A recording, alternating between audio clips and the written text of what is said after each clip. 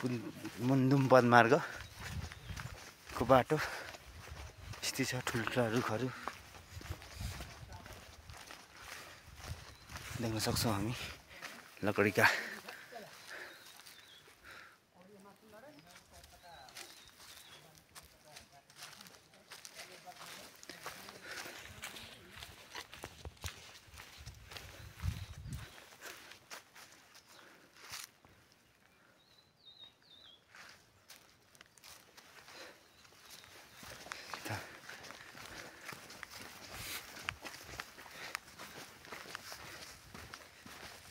जङ्गल चाहिँ चल्दै हामी एकदम ठुल्ठुला फाँट चौरीहरू आइपुगेका छौँ।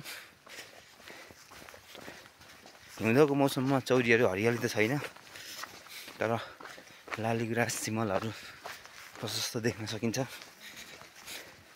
बर्खाको अन्तिमतिर आउने हो भने यो ठाउँमा हरियाली फाँटहरू